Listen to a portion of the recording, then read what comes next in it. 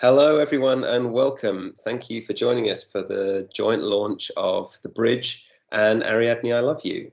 I'm Jay Ashley Smith, author of Ariadne, I Love You. And I'm J.S. Breukelaar, author of The Bridge. Welcome. And we're going to kick things off this morning or this evening for you folks joining us from the US with a reading. And J.S. is going to read an extract from The Bridge. Chapter 1, Tower. I was raised by 3 sisters, one a witch, one an assassin, and the third just batshit crazy. By the time I left our home deep in the Starveling Hills, I'd met the middle one, Tiff, once, but I never told the others. She'd run off or something, and they didn't talk about her much, and maybe it was for that reason that she was my favorite, her ghostly absence having as big an impact on my growing up as the others' larger-than-life presence. When I finally came to live in the hills, carrying my own dead twin in my arms, Tiff was already gone, leaving nothing behind but bad blood and a trunk filled with old clothes from across the ages.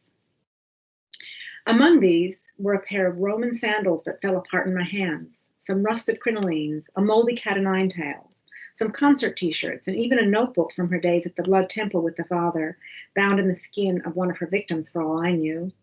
The pages were scribbled in with illegible symbols which set something humming inside me and convinced me from day one that Auntie Tiff wanted me, and only me, to find her. I was good at finding lost things, Kai always said, and they were good at finding me. In time, Narn, the oldest sister, sent me away to Wellsburg College, 10,000 miles away and on the other side of the planet, to the ends of the earth may as well have been. I had arrived at campus just before the start of semester and was soon sick with one of my frequent chest infections. I lay awake in the Tower Village dorm room, feverish and snotty, too ill to go to the first week of classes, forgetting why I was here. The damp pillowcase chafed my cheek.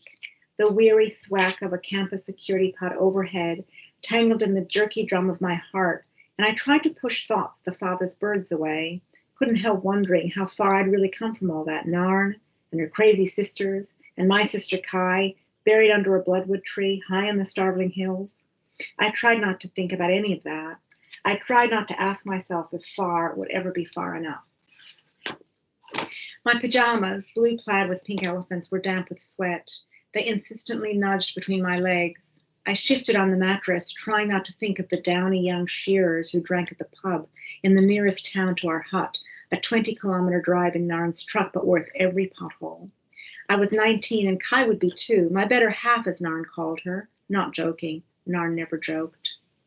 Maybe that's why Kai had been her favorite from the beginning, law of opposites or something. My sister always joked, even when she lay in the Blood Temple infirmary covered with sores, and the father already sharpening his scalpels for the unmaking, even then. The door opened with a click. I squeezed my eyes shut, hoping my roommates Lara and Trudy would leave me alone. Their laughter subsided when they saw me still in bed, but they continued their conversation in whispers, something about an urban myth of a ghost of a fur hunter from the 1800s who crawled out from under the bridge after being pushed to his death by a witch.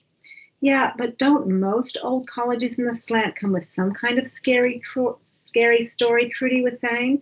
In orientation, they told us. I couldn't resist. Partly because in the mostly bedridden week that I'd been at the Tower Village, I'd barely spoken or been spoken to, but also because long before I'd even got here, Narn had versed me in the history of witches' rights. He jumped, I interrupted. Probably. They had to blame somebody. Why not witches? Know-it-all, Lara said beneath her breath. No, Kai was the know-it-all.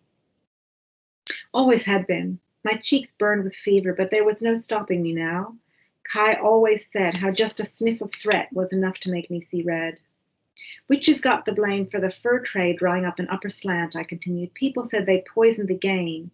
Even after the apology, it wasn't safe for them. The air in the dorm room was stale. My nose was blocked with congestion, so I drew it in as best as I could through my mouth, watching Trudy dart through the shadows like a bottom feeder through lakeweed. For a moment, the meds and the fever telling me that it was Kai, that my dead twin was not dead after all, and that I was home in the Starvelings, and the father had not found us as she always said he would. But then Lara flicked on the light, and I blinked into the reality of what I'd lost.